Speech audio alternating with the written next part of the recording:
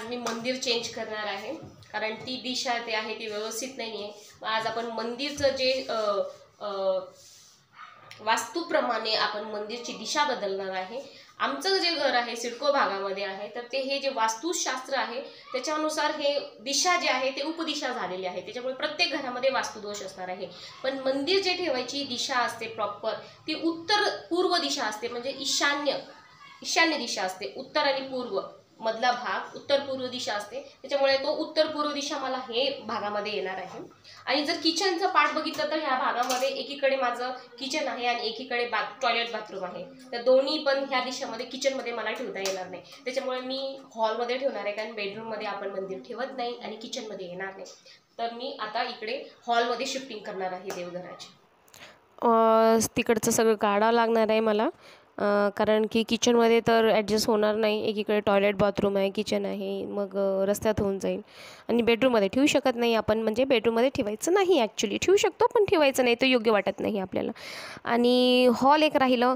तसं पण घराच्या मध्यभागी जर आपण मंदिर ठेवतो ना तर त्याचा परिणाम जास्त पडतो, कारण की बेडरूममधून माणूस येईल देवाकडे पाहणार, किचनमध्ये माणूस येणार देवाकडे पाहणार, बाहेरून माणूस येणार देवाकडे पाहणार. मग तो एक कुठं ना कुठं एक चांगलं असं मानलं जातं. मोठ्या मोठ्या घरामध्ये तुम्ही बघा हॉलमध्येच किंवा घराच्या मध्यभागीच देवमंदिर ठेवलं जातं. पण मला खूप दिवसापासून ठेवायचं वाटत होतं, पण वाटलं की हॉलमध्ये कसं मुलं खेळत राहतात, कुठं लागलं गेलं देव वगैरे पडले गेले तर असं हे वाटायचं. तरी म्हणलं की नाही एकदा ठेवून बघू. तर मी आता ठेवून बघितलेलं आहे, म्हणजे असं आज म्हणलं की ठेवूनच बघू एकदा. जर काही वाटलं की नाही मुलं खूप धिंगाणा करू लागले, त्याच्यावरती काही पाडू लागलेत, मग लगेच मी दुसरीकडे ठेवून देणार. पण वास्तुशास्त्र जर बघायला गेलं तर आपली दिशा जी आहे ईशान्य दिशा ही देवांची दिशा असते, त्याच्यामुळे तिकडंच ठेवायचं असतो देवघर. मग तुमच्या घरी बघा तर तुम्ही कोणती दिशा हे निवडता. प्रत्येक दिशेमध्ये जर ठेवले गेले ना तर त्याचे वेगळे वेगळे परिणाम आपल्याला दिसून येतात. पण नेत्रदिशा सर्वात बेकार दिशा, म्हणजे उत्तर दक्षिण दिशा नेत्रदिशा ही जी आहे ती खूप बेकार आहेत. म्हणजे आयुष्यभरामध्ये जेवढे बी प्रॉब्लेम्स आहे ना ते तुम्ही ओढून घेणार, याचा अर्थ असं होऊन जातं. त्याच्यामुळे चुकूनही त्या दिशेमध्ये कधी ठेवू नका. आणि मला ठेवायचं खूप दिवस होतं की नाही एक प्रॉपर दिशामध्येच आपल्याला ठेवायचं आहे, पण मुलांसाठी मी अवॉइड करायची. पण म्हणले की आता थोडंसं ठेवून बघू एकदा काय होतं, कारण तेवढे बी लहान नाही आहेत माझी मुलं. थोडंसं एकदा सवय पडून गेली तर मग ते बरोबर योग्य ॲडजस्ट करतील ते. पण त्यांना पण कळेल की देव मंदिर आहे, बॉल कुठं लागलं गेलं, धिंगाणा करतात, मस्ती करतात. मग असं वाटतं कुठं जाऊन देवाला बॉल लागलं, दिवाला लागलं, असं होऊन जातं ना, त्याच्यामुळे नको वाटत होतं.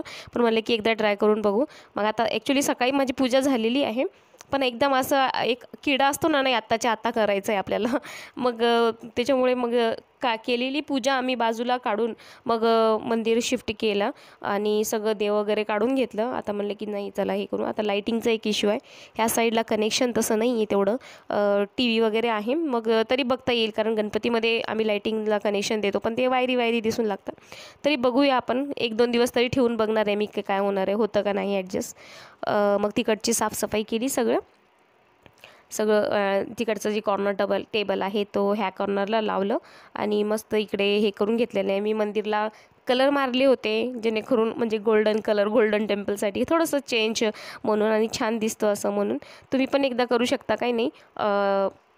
गोल्डन कलरचं जर तुम्हाला पाहिजे असेल किंवा दुसरं कोणतंही, पण थोडंसं एक चेंज आपल्याला वाटतो आपल्या मंदिरामध्ये. देवासाठी पण चेंज, आपल्यासाठी पण चेंज, म्हणजे की एक नवीन काहीतरी ट्राय करू म्हणून ते पण व्हिडिओ आहे व्हिडिओवरती.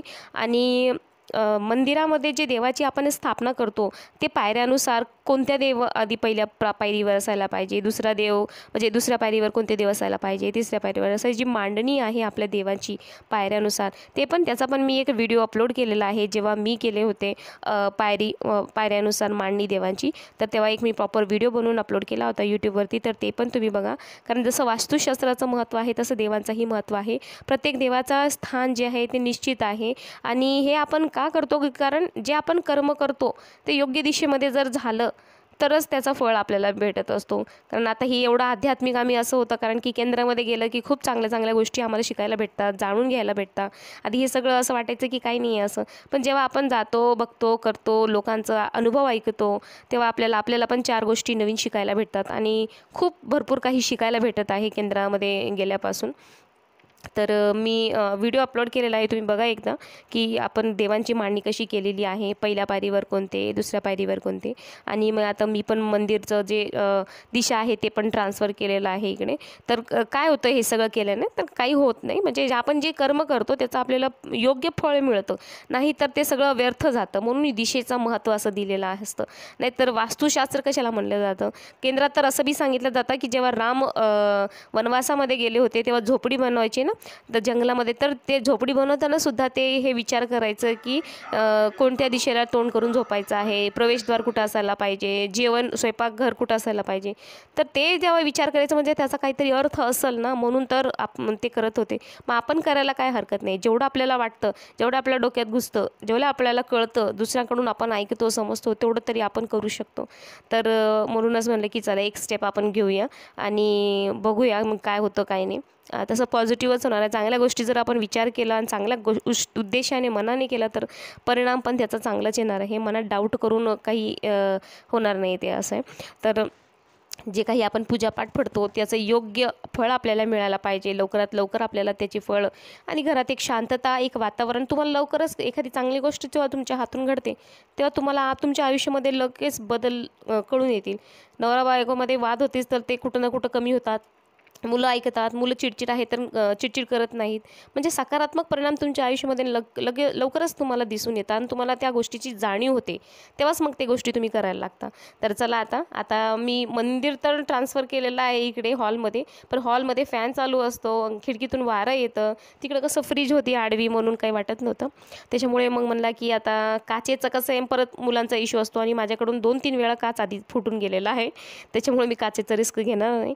मग जे प्लास्टिकचे बॉटल आहेत त्याला मी कट करून असं दिव्यासाठी एक सेफ्टी कवच बनवलेलं आहे, जेणेकरून दिवा शांत जळत राहील, दिवा अशांत होणार नाही. कारण आता उन्हाळ्याचे दिवस आहेत तर फॅन फास्ट असतो, काही असतो, खिडकीतून वारा येतो, तर दिवा नाही शांत व्हायला पाहिजे आपलं. मग आता थोडंसं घरचं लुक माझं चेंज झालं. पुढच्या व्हिडिओमध्ये आपण बघू अजून. आणि मी परत बेडरूमची पण साफसफाई आणि नुसार शिफ्टिंग करणार आहे. तर आता हे कॉर्नर टेबल जे आहे ते माझं ह्या कॉर्नरला येऊन गेलेलं आहे आणि थोडंसं त्याला डेकोरेट करण्यासाठी मी खाली एक डोरमेट ठेवलेला आहे. तो डोरमेट ॲक्च्युली काही यूज नाही आहे माझं, तसंच ठेवलेलं होतं. म्हटलं की एक थोडंसं वेगळं वाटणार आहे, छान वाटणार आहे. आणि गार्डनिंगचा पण मी व्हिडिओ टाकणार आहे आता, कारण झाडं वगैरे माझे हे झालेले आहे, त्याची कटिंग छटिंग आणि त्याचं खाद वगैरे देणं ते पण आपण बघूया. तर अशाच प्रकारचे चांगले व्हिडिओ बघण्यासाठी आमच्या चॅनल तुम्ही सबस्क्राईब करा. आणि तुम्हीसुद्धा तुमच्या घरात देवघर आहे ते व्यवस्थित दिशेमध्ये आहे का नाही ते बघून घ्या. Shri Swami Samarth. Like share subscribe.